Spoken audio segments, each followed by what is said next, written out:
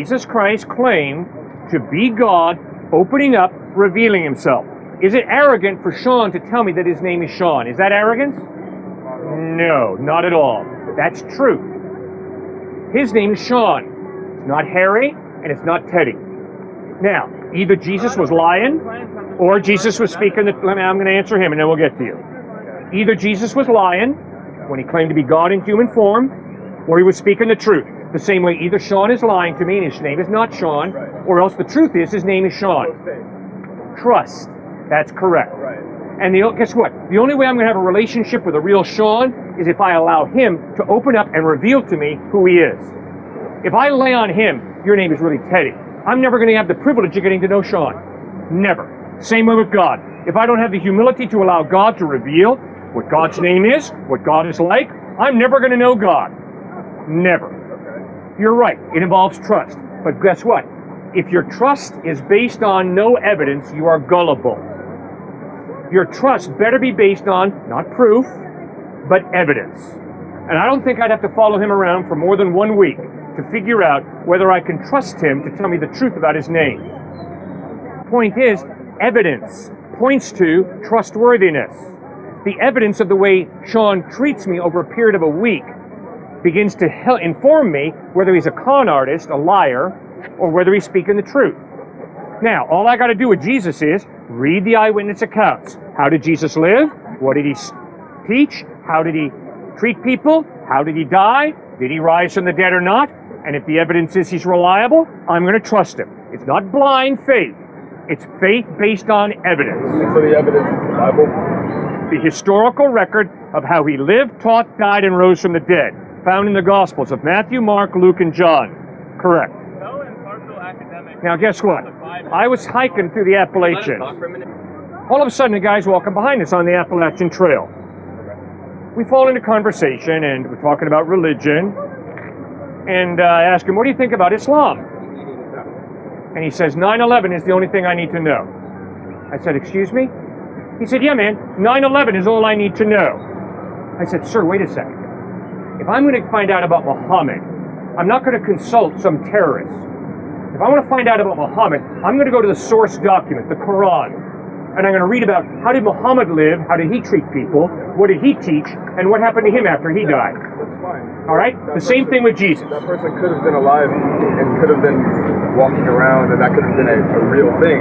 But how can you prove that right now that person is some supernatural body governing or that has some type of You can't power? prove anything. Then what's the point of any of this?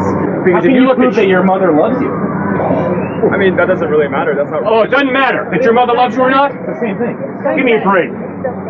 That's like an actual physical person in this like dimension. Prove to us right now that your mother loves you. Prove to us right now that your mother's not going to drop arsenic in your food when you go home for Thanksgiving. And if she does, so be it. No, not so be it. I don't care. You don't care? That doesn't If your mother matter. poisons you or not? It's non secular. It doesn't matter if you don't care. I'm sorry, but I believe that is not a fair equivalent claim. The fact that your mother loves you, the fact that your mother loves you, the fact that your mother loves you, although it seems awful, it is a falsifiable claim. It's something that you can actually test. I mean, it seems, of course, like because you brought that specific example, it seems horrible, but it's something that you can test. Empirically, you can test. I believe that you could empirically test. First of all, you have to define the word love, right? So that's something that has its own issue.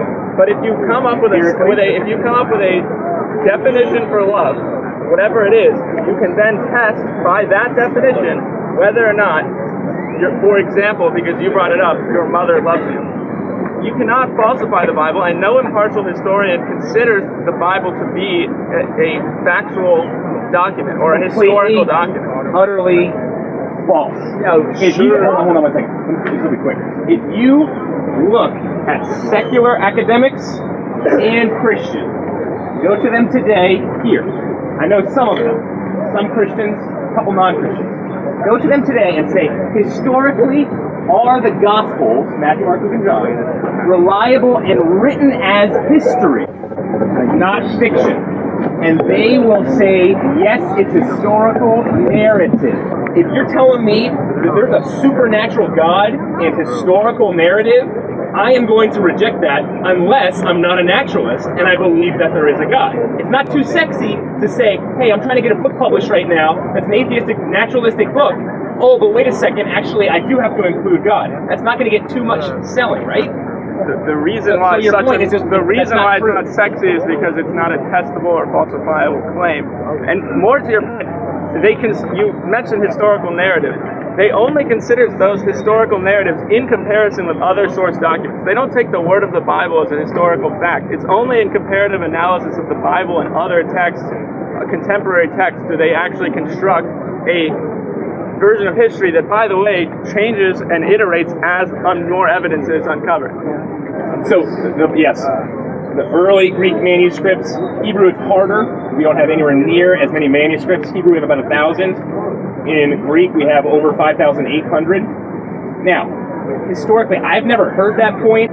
Here is why we take it as historical narrative, and why so many academic scholars today take it as historical narrative. Non-believing academic scholars, okay, not Christian, because of, you look at all of the details that are so counter to the legitimacy of the historical document back then.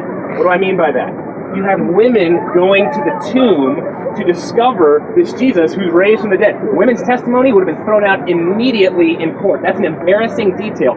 That's how historical fact was written back then. You would never include that. That's an embarrassing detail. You have Jesus' best friend, Peter, denying him. Okay, fiction. No, fiction wasn't written like that back then. Maybe today, but you go to these academics and they show this. All right, here's another one. 98 to 99%. Again, secular, I'm taking your secular academic scholars and Christian are certain, have gotten to the point of certainty. If you want to, you can't empirically prove this, but what you were talking about, I'll roll with in terms of your empirical certainty. Say that the disciples really believe that miraculously Jesus rose from the dead. Doesn't make it true, but that they believed it. And then all of a sudden you have them spreading a truth that they know to be a lie? Probably not. It was probably the truth that they saw and died for it. And then that spread exponentially. And then all of a sudden you have 2/3 of the Roman Empire becoming Christian within 300 years after Jesus died and rose from the dead. You can explain that one to me. Oh, I can explain it. It was because it was adopted by the Emperor Constantine. No, that wasn't. I said before 300. Yeah, Constantine for 25. But dude, said before. Dude, you just said that it was all just like based on what they believe. Yeah, and Islam spread throughout like the entire Near East in. How can you say that? In less than 100 years. Does that mean that Islam is true and Christianity is not true? So Christianity spent plenty of time spreading by the sword. Not before Constantine. And I mean, I'm not against the fact that like Jesus was like a person that lived at one point, that was written about and who was interacted with, and this time that the Bible was written.